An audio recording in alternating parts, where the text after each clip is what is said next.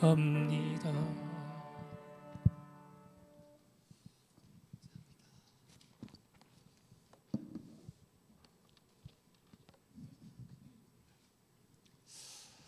네, 시편 115편 말씀을 같이 살피도록 하겠습니다. 시편 115편 1에서 5절까지의 말씀을 함께 찾아주시고 같이 읽어보도록 하겠습니다. 시편 115편 1에서 5절까지의 말씀입니다.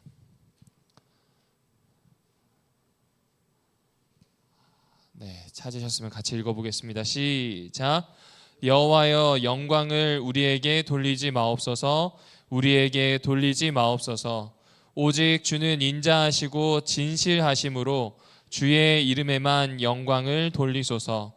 어찌하여 문 나라가 그들의 하나님이 이제 어디 있느냐 말하게 하리이까. 오직 우리 하나님은 하늘에 계셔서 원하시는 모든 것을 행하셨나이다.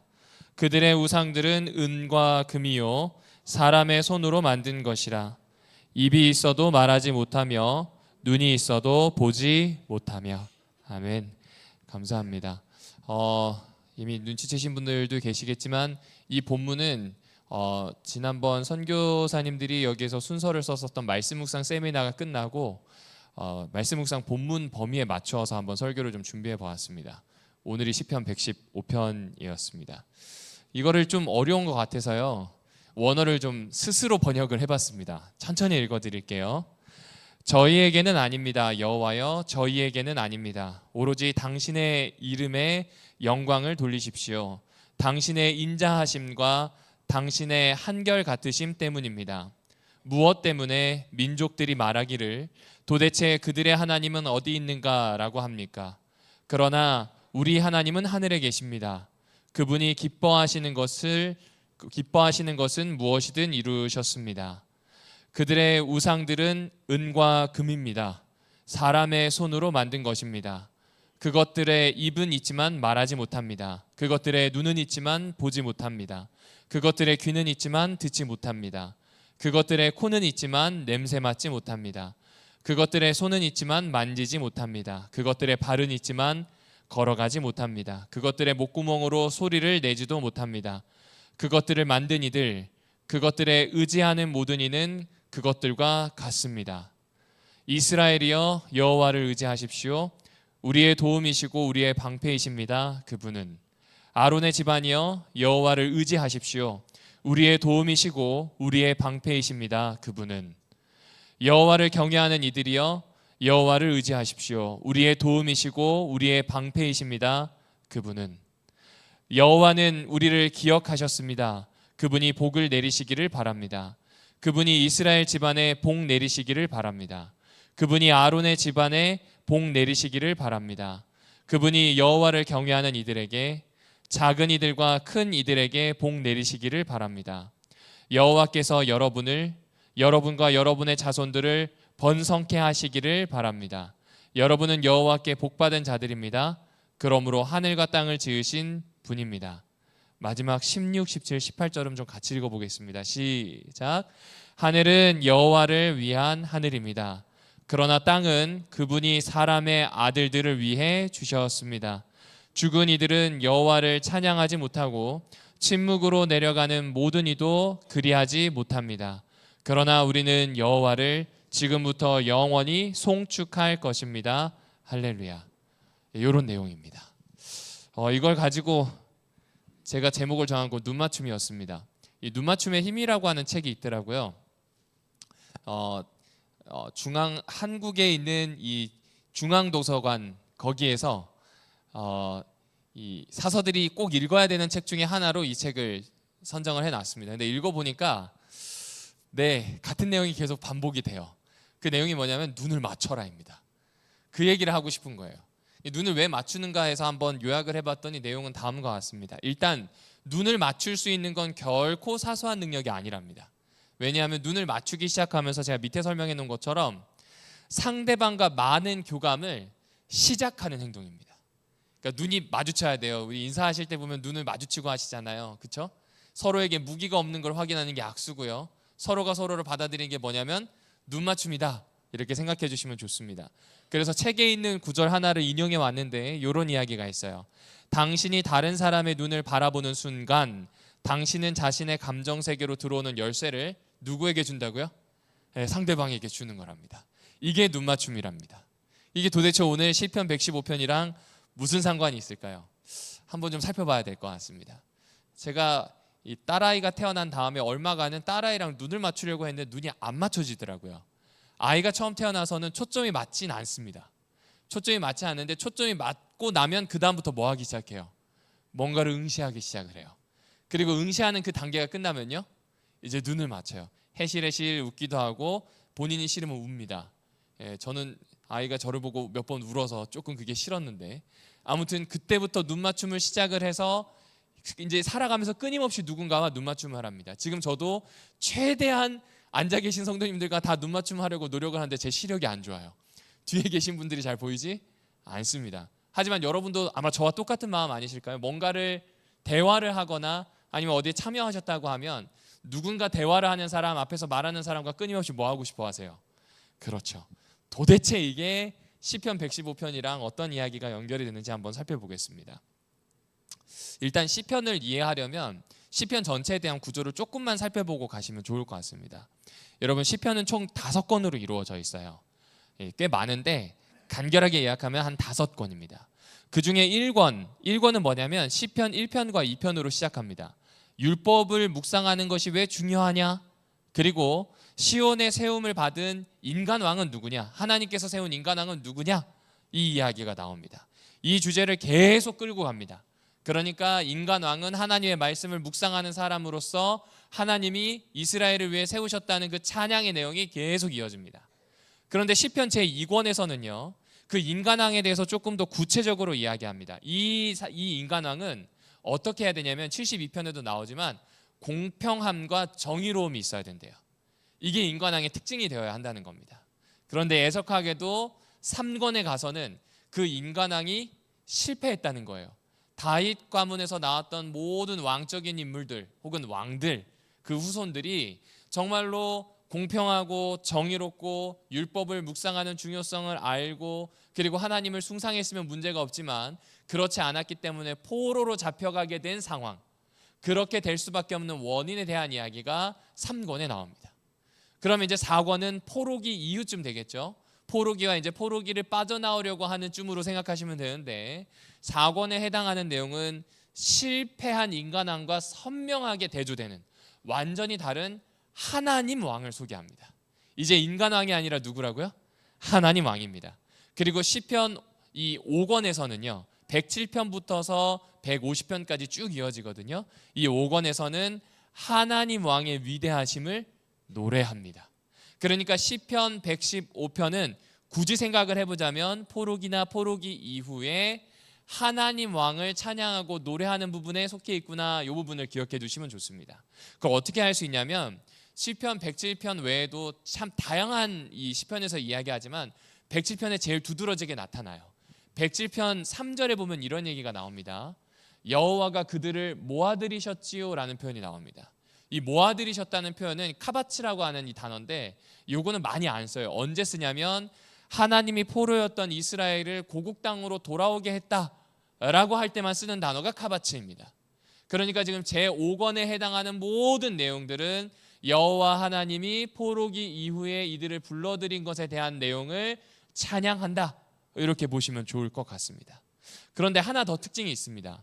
여러분, 시편에 보면 탄식시도 있고요, 왕을 노래하는 시도 있고요, 지혜시도 있고 시의 종류도 되게 많거든요. 근데 그 중에 압도적으로 5권에 압도적으로 많은 내용이 뭐냐면 찬양입니다.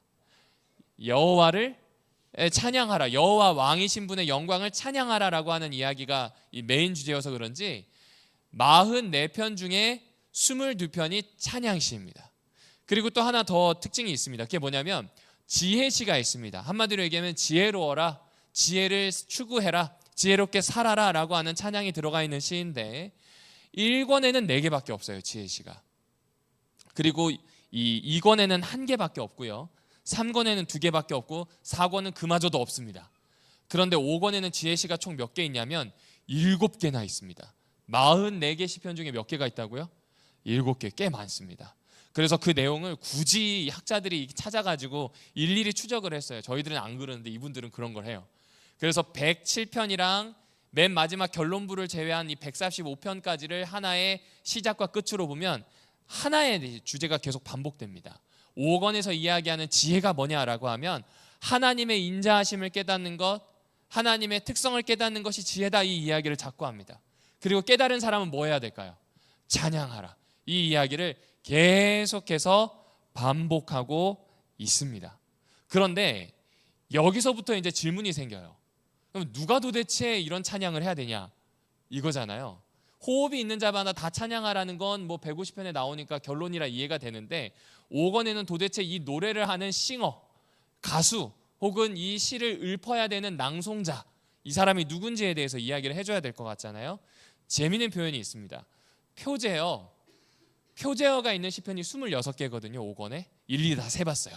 26개인데 그 중에 14개의 표제어가 다윗이 주인공이에요. 그러니까 하나님을 찬양해야 되는 사람은 누군가? 다윗을 위시한 다윗 가문의 후예들입니다. 원래 이 다윗 가문의 후예들은 이미 망했어요. 3권과 4권에서는 거의 등장하지도 않아요. 왜냐하면 이들이 배출했던 인간 왕이 이스라엘의 멸망을 불러왔거든요.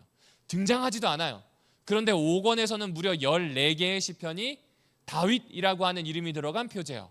그러니까 실패한 인간 왕이 노래를 해야 되는 거예요.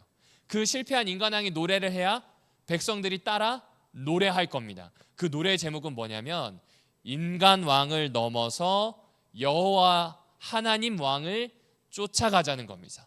그분을 향하자는 노래를 이 사람이 할 거고 이 사람을 따라 모두가 하게 될 거라는 이야기입니다. 포로기 이후에 영광스럽게 회복시킬 하나님 나라와 그 왕에 대한 이야기를 실패한 인간왕을 위시한 모든 사람들이 찬양할 거예요 라는 이야기가 여기에 나오고 있는 겁니다. 그러니까 별로 어려운 건 없습니다. 이 역사가 들어있는 거예요. 그 역사 중에서도 포로기 이후의 역사, 그 포로기 이후의 역사에서 노래를 불러야 되는 주인공은 다윗 가문 사람들 플러스 백성들.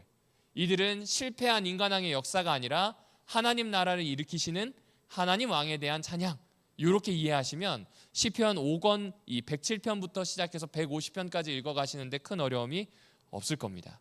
그러나 우리가 관심 있는 건 115편이죠.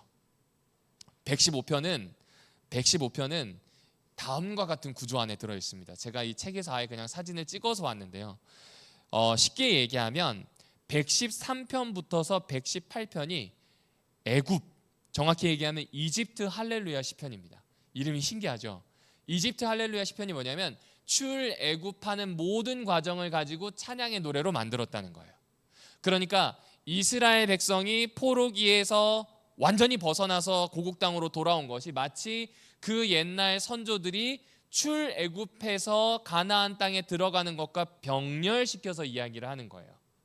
그 병렬시키는 이야기를 가지고 하나님을 찬양하듯 오늘 내가 포로기에서 회복했으니 찬양하자는 겁니다. 이스라엘 백성이 이집트로 벗어나서 광야로 들어가 가나안으로 가는 여정에서 찬양을 하듯 그의 후예들이 포로기에서 벗어나 고국 땅으로 돌아와서 하나님 나라의 도래를 꿈꾸고 있으니 찬양해야 된다는 겁니다. 그게 어디에 나오냐면 시편 113편부터 118편, 그래서 이집트 할렐루야 시편이라고 이야기합니다. 이상한 사람들이 한 게 아니라 이 사람들이 그런 말을 쓰는 겁니다. 얘를 언제 부르느냐? 6월절에 부릅니다. 6월절이 되면 113편부터 웬만하면 117편까지 부릅니다. 왜냐하면 118편은 시온에 대한 회복을 노래하기 때문에 이집트와 좀 출애굽과 별 그렇게 관계가 없는 것처럼 보여요. 그래서 그렇게 부릅니다. 그러면 어떤 내용인지 한번 슬쩍 볼게요. 이게 뭐냐면 시편 114편을 가지고 슈투트가르트라고 하는 동네에서 그린 그림입니다. 이 슈투트가르트에 라틴어 시편 채색 필사본이 있습니다. 이걸 이제 옛날에 이 중세에 살던 사람들이 열심히 한 거예요. 그러니까 라틴어로 된 시편을 읽고요, 그림을 그려가지고 둔 거예요. 오늘 우리가 살펴볼 115편에 그림이 없어요. 희한하죠? 그림이 없는 이유가 있습니다. 제가 보기엔 그 이유가 맞는 것 같아요. 근데 어쨌든 그 바로 앞에 있는 114편은 출애굽의 과정을 노래하는데 그 과정에서 특별히 8절에 있는 반석에서 물 내는 사건을 그림으로 그린 겁니다. 현대의 눈으로 보기에는 좋은 그림인가요? 좋은 그림이 아닌가요? 좋은 그림 아닌 것 같아요. 왜냐하면 성 모양도 이상하고 구도도 이상합니다. 그렇죠? 왜냐하면 이 구도가 전혀 안정적이진 않아요. 그리고 그 사람들의 모습도 보면 사람 같지 않아요. 머리는 엄청 크고 눈도 엄청 큰데 또 몸은 엄청 말랐어요. 이게 그 당시에 그리던 풍이랍니다. 그런데 재미있는 건 바위에서 물이 터져 나오는 거, 이거 신기한 광경입니까? 아닙니까? 신기한 광경이죠. 눈앞에서 그 일이 벌어졌잖아요. 그런데 이 사람들의 표정을 좀 유심히 보실까요? 잘 보이시나요? 유심히 보시면 전혀 놀란 표정이 아닙니다. 이 당시에 놀라면요, 손이 이렇게 들려요. 후광이 생기고요. 근데 지금 후광이 있나요? 없나요? 손이 들려 있나요? 안 들려 있나요? 안 들려 있어요. 이상하리만치 담담하게 그렸어요. 분명히 반석에서 물이 나오는데요. 그렇죠? 이유가 있습니다. 마치 늘 있던 사건처럼 이들에게 익숙한 일이었다고 아무래도 표현하고 싶지 않았을까라고 후대의 사람들이 해석을 하기는 했습니다. 근데 정확히 어떤 의미다라고 알려주는 사람은 없었어요. 그래서 저는 이걸 보면서 그런 생각을 했어요. 오늘 우리가 아무렇지도 않게 여기고 스쳐 지나가는 일상이 사실은 창조 질서나 하나님의 구원을 드러내는 기적과 같은 일들인데, 여기 있는 사람들은 지금 약간 시큰둥하게 반응하는 것 아닐까? 그러면 내가 지금 보내고 있는 이 일상 자체가 사실은 기적이나 다름없다면, 왜냐하면 지금 바위에서 터쳐나오는 물을 보는 것과 같이 이렇게 일상을 보내는 게 말이 안 되는 거잖아요. 저 오늘 운전하면서 곰곰이 생각을 했어요. 사고 안 당하고, 사고 안 내는 건 둘째치고 사고 안 당하고 운전하고 있는 것, 이거 괜찮은 것 같아요. 너무 감사한 것 같아요. 어제는 이 딸내미가 얘기를 하면 싫어할 것 같은데, 딸내미가 어떤 행동을 해가지고 이 병원을 가야 하나 고민을 했어요. 근데 봤더니 어린애들이 장난치면 그럴 수 있는 거래요. 얼마나 감사했는지 몰라요. 요새 소아과는 갈 수가 없습니다. 사람이 너무 많아서요. 그렇죠? 잘 생각해 보면 일상을 영위하고 있는 것 자체가 너무나 신비한 일이에요. 그냥 신기한 일이 아니라. 그런데 그 일을 약간 담담하게 받아들일 만큼 너무 익숙했는지도 모르겠지만 이들의 표정이 이렇게 드러납니다. 그러니까 하나님이 하신 일, 구원, 하나님이 하신 일, 창조 질서를 세우고 유지하시는 일, 이 모든 일을 보면서 생각을 하는 거예요. 그 다음은 어떻게 해야 할까? 그렇죠? 우리는 일반적으로 찬양 이렇게 생각하는데 115편은 조금 다른 이야기를 합니다. 여러분 115편에 한번 이 1에서 3절을 눈으로 한번 잘 읽어봐 주십시오. 제가 앞에 이 사역을 한 거 조금 쉽게 푼 거를 제가 해놨는데요. 여기에 보면 저는 오로지라고 하는 단어가 눈에 들어왔어요. 여러분 오로지 주님의 이름을 찬양한다, 이거 맞아요? 안 맞아요? 맞아요. 당연한 건데 너무 강조를 해두었어요. 왜 강조를 해두었나 봤더니 2절 때문이에요. 주변에 있는 민족들이 뭐라고 이야기합니까? 그들의 하나님은 어디 있는가? 다른 말로 하면 니네 신은 살아있나? 이거 물어보는 거예요. 왜냐하면 이스라엘 백성이 포로기에 잡혀갔다는 건, 포로기를 겪었다는 건 이스라엘의 신이 고대 근동의 신관에서는 죽었거나 패전에서 도망갔거나 그래서 자기 백성을 돌보지 않는 상황이에요. 그러다가 극적인 것으로 살아 돌아왔습니다. 이스라엘은 이렇게 해석해요. 여호와 하나님이 이 세상을 다 다스리고 계심으로 우리를 회복시켰다라고 이야기하지만 실제적으로 풀어준 나라는 페르시아입니다. 근데 페르시아 입장에서는 얘네들을 놓아준 것이므로 누구의 은덕이에요? 여호와의 은덕이 아니라 페르시아의 신의 은덕이 되는 거예요. 그러니까 뭐라고 묻냐면 도대체 그들의 하나님은 어디 있는가라고 포로기가 끝났음에도 불구하고 여전히 적대적인 분위기 안에서 조롱당하고 있는 상황입니다. 그러니까 조롱당하고 있는 상황에서 1절을 이야기한다라고 하면 이건 완전히 분위기가 달라지는 겁니다. 그저 내가 출애굽을 일으키신 하나님께 감사하는 조상들의 마음과는 너무 다른 거예요. 속에서부터 솟아오르는 기쁨으로서의 내용이 아니라는 겁니다. 왜냐하면 오로지 하나님만 찬양 받으셔야 한다는 당위성과 목표가 이 안에 들어있다는 건 지금 하나님을 찬양하기가 쉽지 않다는 이야기예요. 그게 지금 시편 115편 이 1절에서부터 2절에 나오는 이야기입니다. 그러니까 반드시 하나님의 영광이 계셔야 되고요. 나타나셔야 합니다. 왜냐하면 하나님은 진실하시고 하나님은 인자하시기 때문이에요. 그분의 품성이 우리에게도 드러났던 것처럼 내 삶에서도 보였던 것처럼 모든 사람이 알 수 있도록 드러나야만 한다는 겁니다. 그래서 우리가 찬양을 제대로 좀 하고 싶다는 갈망이 여기에 드러나고 있는 겁니다. 다시 말씀드리지만 절망적인 상황이에요. 출애굽 때와는 달라요.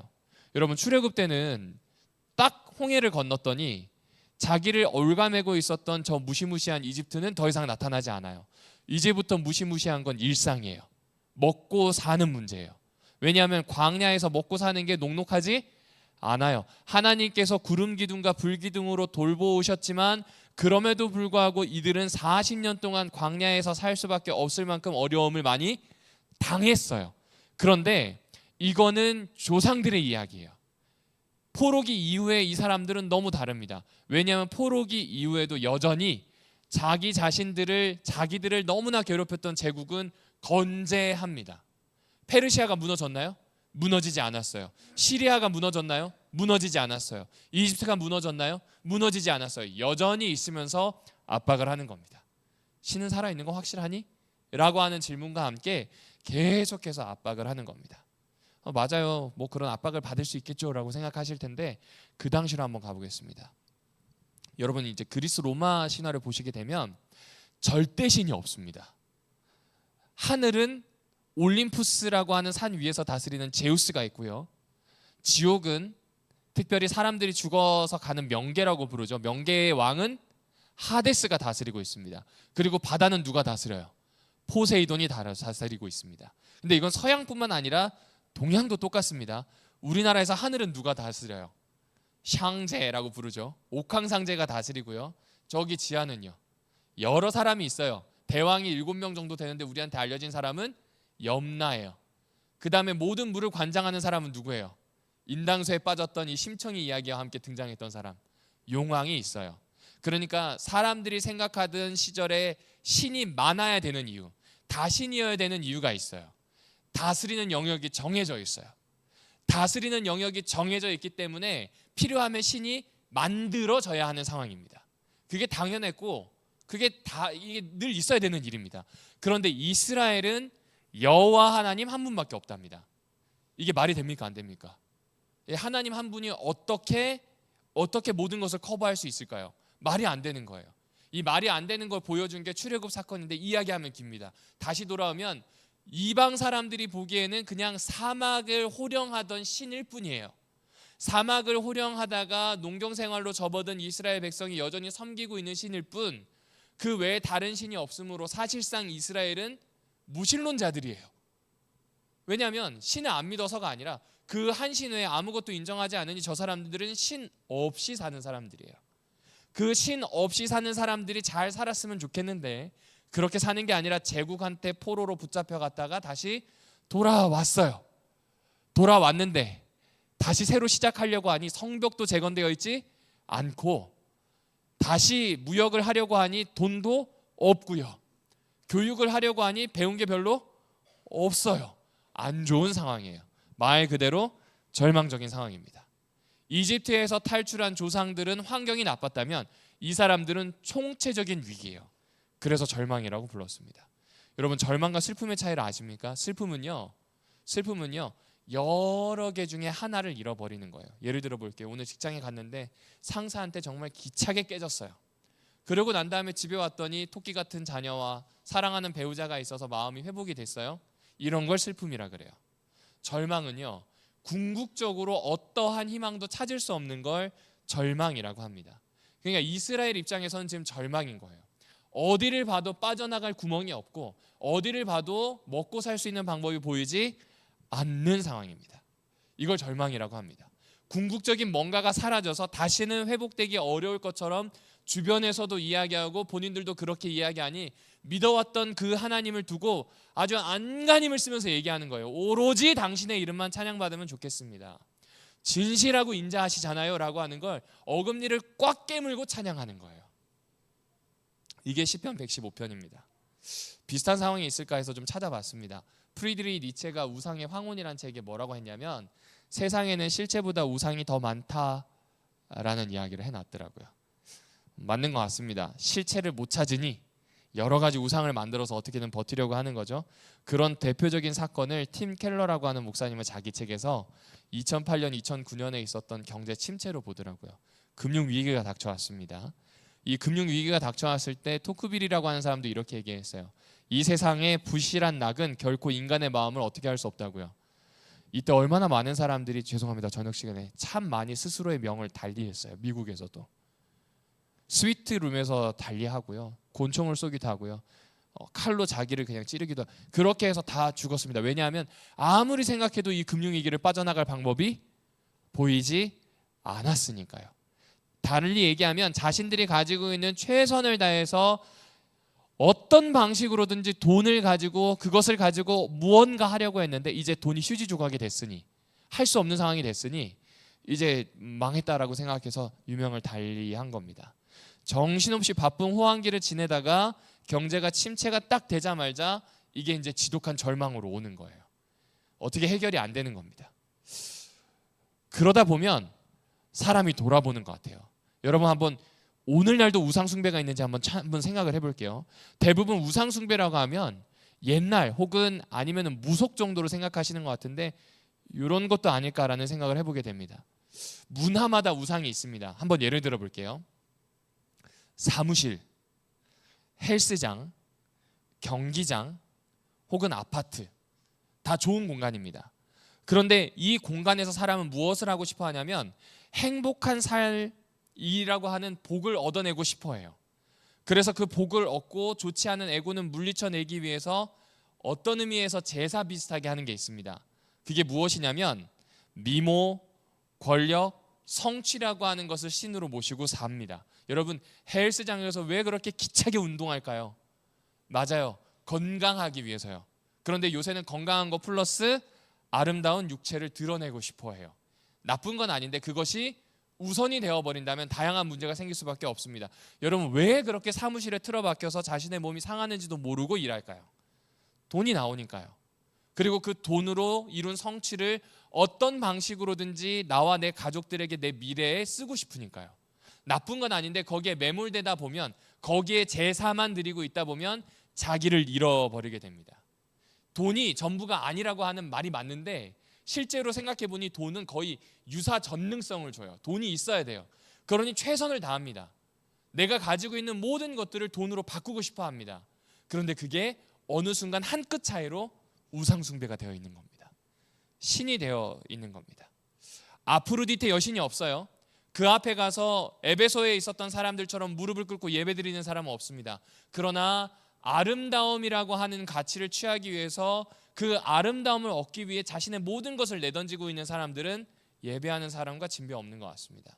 여러분, 아르테미스라고 하는 신이 있죠. 그 신에게 향을 피우면 반드시 사람 제사를 드려야 됩니다. 지금 인신 제사 드리는 사람은 없어요. 그러나 성적이라든지 아니면은 성공이라든지 이런 걸 가지고 자식을 인신 제사 드리는 부모가 한국인 참 많아요. 신이 없다 뿐이지 사실은 신이 있는 거나 다름 없다는 이야기를 하는 겁니다. 대통령을 한번 예를 들어보겠습니다. 여기 대통령 말고요, 저 바깥에 미국 대통령이요. 선거 운동할 때 미국 대통령들이 꼭 잃어버리는 게 한 가지가 있답니다. 가족이랍니다. 선거 운동 딱 끝나고 나면 가족과 멀어져 있대요. 그래서 자기의 임기가 끝나고 집으로 돌아가려고 하면 돌아갈 곳이 없어요. 참 희한하죠? 자신의 모든 것을 바쳤어요. 자신의 정치 경력이든 지금까지 해왔던 모든 것을 다 바쳐서 정말 모든 것을 다 제물로 드렸는데 얻은 건 없어요. 허망하죠? 고대의 신은 피의 굶주려 있었어요. 아무리 피를 갖다 바쳐도 만족하지 않았어요. 그런데 오늘날의 신은, 성공과 성취라고 하는 그 신은 참으로 고약하게도 내가 가지고 있는 가족과 생명까지 갖다 바쳐도 만족하지 않는 겁니다. 이게 우리가 가지고 있는 어려움입니다. 내가 모든 걸 갖다 바치고 있는데, 내가 모든 걸 해내고 있는데 아니라는 거죠. 시인은 지금 그걸 꿰뚫어 보는 거예요. 제국이라고 하는 이 문화권이 있어요. 이 제국이 가지고 있는 힘이 엄청나거든요. 금과 은으로 가장 좋은 것으로 우상을 만들었어요. 그런데 그 우상을 만드는 것 하나하나가 실체면 좋겠는데, 생명이라도 있으면 좋겠는데, 눈을 그린 그 눈으로, 영롱한 금으로 수놓아 놓은 그 눈이 보지를 못해요. 가장 정교하게 새겨놓은 그 입이 아무런 신탁도 어떠한 말도 하지 못해요. 이 부분을 꿰뚫고 있는 겁니다. 실체가 있는데 그 실체가 아니라 허상을 쫓고 있는 당시의 모습을 꼬집는 겁니다. 오늘 우리와 전혀 다를 게 없습니다. 그래서 이걸 가지고 아주 재밌는 표현을 했더라고요. 영국의 데이비드 클락슨이라고 하는 이 17세기 목사님이 뭐라 그랬냐면 인간의 마음은 무슨 공장이라고요? 예, 우상을 만드는 공장이래요. 끊임없이 만든대요. 만약에 방이 있다면, 이 인간의 마음이라고 하는 것에 방이 있다면 그 방에서 계속 뭐 하냐면 간의 수공업 하듯이 우상을 만들고 있대요. 자꾸 만들어낸다는 겁니다. 고대 근동의 다신관이나 지금 살고 있는 때나 그때 17세기나 전혀 다른 것이 없다는 겁니다. 그리고 이분이 이렇게 이야기합니다. 인정할 사람이 별로 없겠지만 이보다 더 흔한 것은 없더라. 우상을 만든다고 하는 것이 인정할 사람은 없겠지만 이보다 더 흔한 일이 없더라는 겁니다. 이거는 신앙을 하든 안 하든 모두에게 똑같이 어떤 이미지들이 만들어지는 겁니다. 무언가 만들어지는 겁니다. 이것이 바로 우리가 갖고 있는 절망입니다. 궁극적으로 어떻게 해야 될지를 모르겠는 거죠. 자꾸 만들어져요. 자꾸 만들어집니다. 이스라엘로 돌아가자면 여호와 하나님 한 분만 믿고 싶은데 다양한 신들이 자꾸 만들어지고 그것이 너무 강력해 보이는 거예요. 그리고 그 안에서 포로였다가 돌아온 이 사람들에게는 아무것도 없거든요. 그러니 그게 맞는 것처럼 보여요. 그래서 악다구니 치듯 어금니 꽉 깨물고 오로지 당신의 이름만 찬양받기를 원한다는 이야기를 하는 겁니다. 자, 이제 어떻게 해야 할 수 있을까요? 도대체 이 인간의 마음은 우상 공장이라는데 이 우상 공장의 문을 닫고 새 인생을 시작할 수 있을까요? 시인은 다음과 같은 이야기들을 쭉 읊습니다. 여러분, 여기 보면 보지 못한다, 듣지 못한다, 냄새 맡지 못한다, 아무것도 할 수 없다, 우상에 대한 것을 낱낱하게 까발리고 있습니다. 즉 하나님과 우상 사이의 대조를 명확히 하고 있는 겁니다. 그러니까 이 시편에서는 하나님의 전능하심과 우상의 무능력함을 동시에 대조해서 보여주고 있는 거예요. 근데 중요한 건 하나님은 눈에 보입니까? 안 보입니까? 그렇죠. 하나님의 비가시성이라고 표현할게요. 하나님의 비가시성. 그런데 우상은 눈에 보입니까? 안 보입니까? 삐까뻔쩍하죠. 그러니 무력하지만 눈에 보이는 우상의 가시성, 이것이 늘 대조되는 겁니다. 다시 이야기하면 눈에 보이지 않는 전능함과 눈에 보이기는 하지만 사실은 허망하고 무력한 것 사이의 싸움을 보여주고 있는 거예요. 그래서 어쩌면 시인은 이런 이야기를 하고 싶은 거 아니었을까요? 신앙이라고 하는 것은, 우리가 믿음을 가지고 사는 이 신앙이라고 하는 것은 눈에 보이는 것이지만 무력한 우상의 유혹에서 벗어나서 눈에 보이지는 않지만 전능하신 하나님의 무한함 속으로 들어가는 겁니다. 그것을 향해 나아가는 그 과정이 뭐라고요? 신앙이라고요. 이거를 지금 시편의 기자가 우리에게 이야기해 주는 것 같습니다. 그러면 이 과정이 쉽겠습니까? 어렵겠습니까? 어렵죠. 출애굽한 다음에 40년 동안 어려웠던 것처럼 포로기를 벗어난 다음에 하나님 나라가 도래할 때까지 얼만큼의 시간이 있을지도 어떠한 일이 있을지도 모르는 일이에요. 너무 힘들 겁니다. 그리고 그 사이에 이 안에서 우상 공장은 자꾸 돌려고 하면서 우리를 몰아붙일 거예요. 여러분, 멀리 생각하지 않을게요. 현대에는 이거 아닙니까? 하나님의 지혜보다 구글이 빨라요. 맞나요? 그리고 때로는 하나님의 지혜보다 내가 더 나아요. 맞아요, 안 맞아요? 하나님의 뜻보다 내 갈망이 더 우선이에요. 그렇죠. 배고픈데 무슨 하나님. 그렇죠? 그리고 하나님의 영광보다 누구의 평판이 더 중요할까요? 자기의 평판이 훨씬 더 중요합니다. 쉽게 말해서 하나님이 늘 차선책, 두 번째로 밀려나는 겁니다. 그러니 시인은 지금 목 놓아서 이야기하는 거예요. 제발 찬양이 오로지 주님께 있게 해달라고요. 오늘 이야기를 쭉 하면서 제가 만났던 본문은 다른 여러 본문이 있겠지만 야곱과 라헬과 레아입니다. 이 그림은 중세시대에 그려졌습니다. 지금 얼굴이 거먹게 돼서 가려져 있는 사람이 레아고요. 영롱하게 빛나고 달걀로 돼서 아주 이쁜 사람이 라헬입니다. 여러분, 라헬은 야곱에게 있어서는 참으로 중요한 여자입니다. 왜냐하면 이 사람에게 있어서 라헬은 자신의 인생이 다 회복될 것만 같은 파랑새 같은 거였습니다. 이 창세기에 있는 히브리 번역을 그대로 번역을 해보니까요, 몸매도 이쁘고 얼굴까지 이쁘더라, 뭐 이런 얘기예요. 쉽게 얘기하면 그러니까 완전히 반한 거예요. 그 7년간 열애한 거예요. 7년간 열애해서 얻을 만큼 완전히 푹 빠졌습니다. 왜 그랬을까요? 야곱의 삶은 생각보다 공허가 가득 찼을 것 같아요. 왜냐하면 아버지로부터 철저하게 배제되었다는 걸 축복을 받으면서도 알았어요. 왜요? 형의 모습으로 갔으니까 축복을 받았지, 형의 모습이 아니었으면 축복을 받지도 못했을 거예요. 이제 나는 외삼촌 집으로 가게 되면서 어머니의 사랑으로부터도 어떻게 됐어요? 끊어졌어요. 형은 말할 것도 없고요. 인생에 지금 내가 누군가로부터 안정을 얻을 수 있는 것이 하나도 없었습니다. 더 중요한 거, 하나님이 계시다는 건 알았어요. 엄마로부터 배웠고요. 베델리라고 하는 곳에서도 알았습니다. 그러나 이 사람이 하나님의 사랑과 하나님의 보호를 기다리고 인내하는 방법은 아직 배우지 못했습니다. 처절한 실패를 외삼촌 집에서 겪으면서 배웠지 아직은 몰라요. 그 상황에 누가 들어왔냐면 라헬이 들어온 거예요. 내면은 피폐해져 있고 아직 공허한 그 사람이 자신의 운명을 바꿀 수 있는 로맨스, 그 상대가 나타난 거예요. 그러니 거기에 완전히 자신이 빠지게 된 거예요.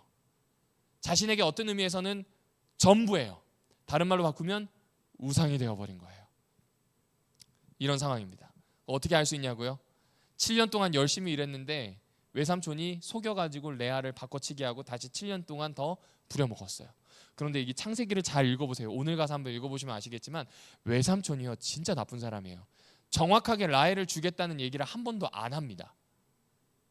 7년 동안 일하면 라헬을 얻을 것이라고 누가 추측을 하고 지레짐작해가지고 딱 잡고 그렇게 간 거예요. 야곱이에요. 마음이 거기에 가 있으니까 완전히 자기가 거기에 올인이 된 거지, 외삼촌은 뭐 그럴지도 대충 이런 식으로 빠져있는 표현들만 나옵니다. 그래서 알지만 멍청한 일을 하게 됩니다. 마치 마약 중독에 있는 사람들처럼요. 미련한 선택을 하는 겁니다. 이게 우상 숭배를 하는 사람. 왜냐하면 야곱에게 있어서 라헬은 단순한 아내가 아니에요. 자신의 인생을 구할 수 있는 구세주이지 않았을까라는 생각을 해보게 됩니다. 그래서 그 일 때문에 날마다 비수에 찔리는 고통이 찾아옵니다. 결혼하기 전에도 힘들었지만 결혼하고 나서도 쉬웠나요? 어려웠나요? 어려웠어요. 일단 이 사람은 레아한테는 죄인이에요. 하나님이 레아의 태를 여셨거든요. 어쩌면 레아를 통해서 12명이 나왔을지도 모를 일이에요. 그렇죠? 근데 이 사람은 레아한테는 죄인이에요. 레아도 마찬가지로 이 남편 때문에 절대로 이 남편이 나의 남편이 되지 않을 것이라는 걸 알기 때문에 이 사람도 똑같이, 부부는 닮나 봐요. 평생을 슬퍼했어요. 남편이 우상이 되었던 것 같아요. 그렇게 흘러갈 수밖에 없는 상황이 됩니다. 순전한 기독교라고 하는 책에서 이런 부분이 있었습니다. 이걸 잘 표현해 주는 것 같은데 이런 내용이 있더라고요. 자기 마음속을 정말 들여다볼 줄 아는 사람이라면 거의 누구나 알겠지만 우리는 이 세상에서 얻을 수 없는 뭔가를 간절히 원한다. 세상의 온갖 것이 당신에게 그것을 주겠다고 약속하지만 결코 그 약속을 지킬 수 있을까요? 없을까요? 없습니다. 처음에 사랑에 빠지거나 처음으로 외국을 떠올리거나 흥미로운 과목을 처음 접할 때 우리 안에 일어나는 동경이 있어요. 영원한 것에 대한 동경인데 이것 때문에 시작이 돼요. 그런데 그 동경은 결혼이나 여행이나 학업으로 채워질 수 있어요? 없어요? 없다는 겁니다. 지금 나는 결혼이나 휴가나 학문적 작업이 잘 안 풀릴 경우를 말하는 게 아니라 달성할 수 있는 최고의 목적을 달성했을 때도 마찬가지라는 겁니다. 아내는 좋은 사람일 수 있고 호텔과 경치는 훌륭할 수도 있으며 화학은 아주 흥미롭다 못해 잘하는 분야일 수도 있습니다. 그런데도 우리는 뭔가 피해서 계속 뭐 하고 있어요? 달아나고 있어요. 누구처럼요? 야곱처럼요. 그래서 이걸 쭉 읽다가 제가 생각한 건 이거예요. 이 세상의 모든 것은 아침에 보면 뭐예요? 늘 레아예요. 맞나요? 아닌가요? 네. 남편 속 안 새길 것 같죠? 레아예요. 이 아내랑 살면 행복할 것 같죠? 죄송하지만 레아예요. 왜냐하면 그 사람이 나빠서가 아니라 내 마음에 어떤 동경이 있는지를 스스로 제대로 알아채지 못했기 때문인 것 같아요. 그래서 이렇게 부서지기 쉬울 수밖에 없는 인간의 모습이 우상 숭배라고 하는 걸 통해서 드러나는 것 같아요. 그러므로 우리는 지금 뭐 해야 되냐면 우상이 아닌 실체를 찾아야 합니다. C.S. 루이스는 또 이런 이야기를 합니다. 이 세상의 어떤 경험으로도 채울 수 없는 갈망이 내 안에 있다면, 다시 말씀드릴게요. 어떠한 것으로도 채울 수 없는 갈망이 내 안에 있다면 가장 개연성 있는 설명은, 가장 유력한 설명입니다. 내가 다른 세상을 위해 지어졌다는 것이다. 내가 어떤 세상을 위해서요? 이 눈에 보이는 세계가 아니라 눈에 보이지 않는 세계를 위해서 지어졌다는 겁니다. 그렇기 때문에 하나님은 차선책이에요, 아니에요? 아니라고 이야기하는 겁니다. 창세기의 저자도 이 이야기를 너무나 잘 해줍니다. 여러분, 굳이 야곱이 가나안으로 돌아갈 때 왜 라헬이 집에 있는 개인적인 우상 드라빔을 훔쳐갔다는 이야기를 했을까요? 이게 인간의 마음이에요. 늘 뭔가 차선책을 준비하는데 이것이 눈에 보이는 세상에서는 필요할지 모르겠지만 사실상 허망한 것, 진짜 해야 되는 건 차선책을 준비할 것이 아니라, 또 하나님을 차선책으로 둘 것이 아니라 하나님을 최우선으로 두어야 돼요. 서두에 말씀드렸던 것처럼 눈을 어떻게 해야 돼요? 맞춰야 돼요. 그 눈을 맞춰야, 눈을 맞춰서 하나님께 나의 세계로 들어올 수 있는 열쇠를 드려야 이때부터 삶은 뭔가 달라진다는 이야기입니다.